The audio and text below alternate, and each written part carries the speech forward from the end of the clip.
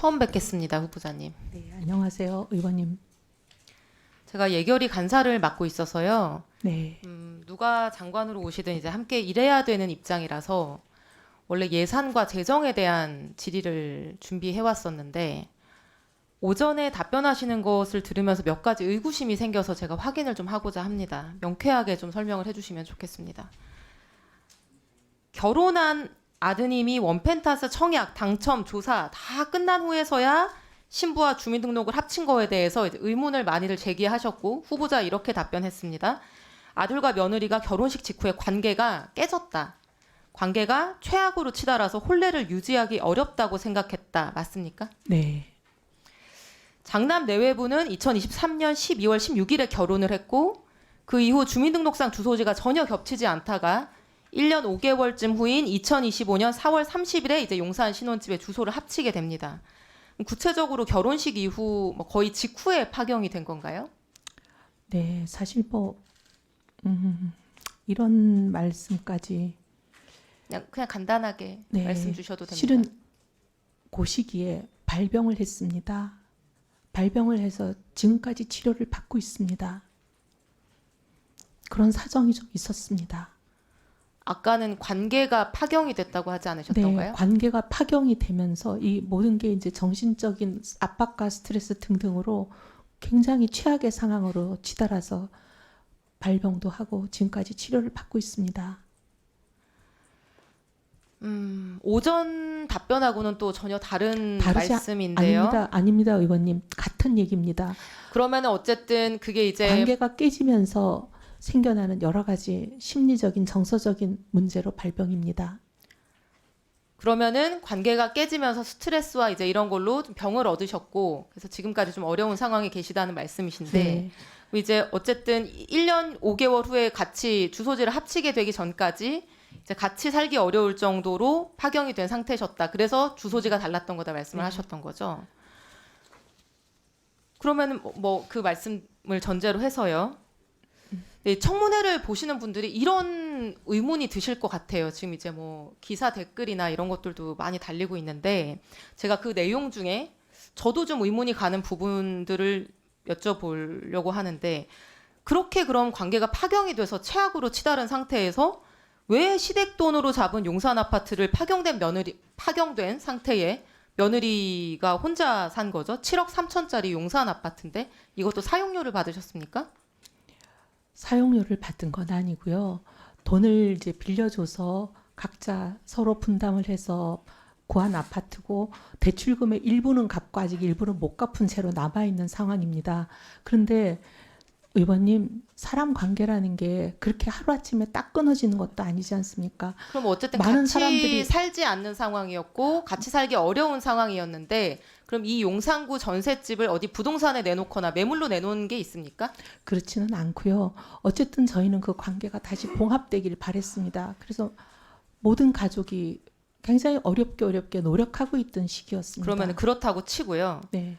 그런 어려운 관계 속에 있는 상황에서 후보자 가족이 2달 동안의 임시 거처가 필요해집니다. 그러면 재산이 아들 3분까지 한 178억 정도 되시는 것 같은데 이렇게 재산도 여유가 있는 상황이기 때문에 다른 아파트 단기 임차를 할 수도 있고 요즘 이주할 때는 에어비앤비 단기 임대를 하기도 합니다. 보니까. 그런데 파경에 가까운 상태인 며느리가 혼자 살고 있는 집에 며느리를 2달 동안 이사를 보내고 들어갔다가 다시 2달 후에 그 집을 교대한다. 왜 굳이 관계가 파탄난 며느리에게 협조를 구하는 거죠? 협조를 구했다기보다는 그냥 저희가 들어갈 곳이 없다라는 사정을 전달했고 그냥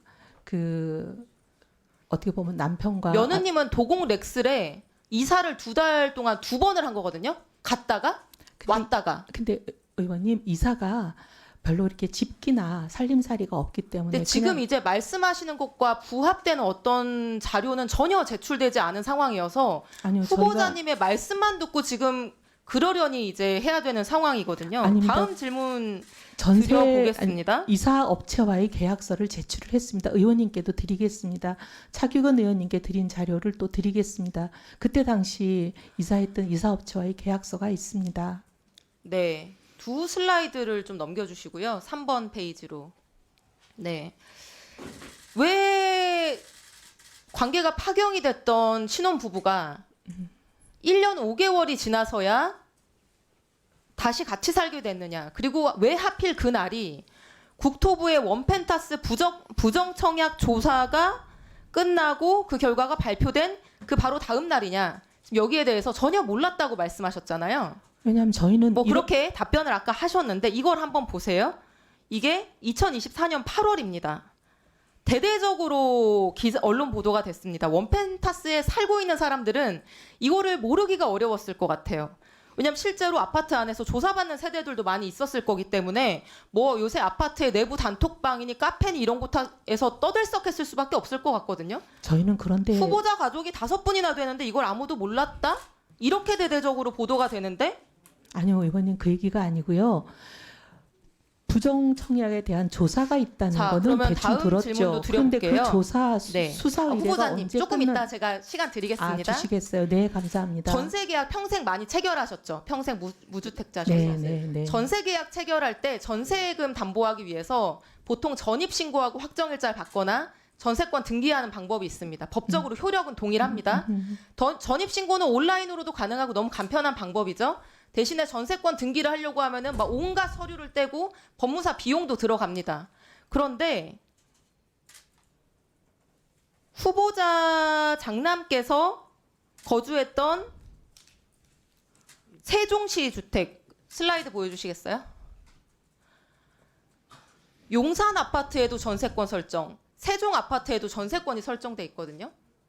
근데 저는 지금까지 전세 살면서 한 번도 전세권 등기를 설정해 본 적이 없어요. 왜냐하면 이게 시간도 많이 걸리고 비용도 들기 때문에.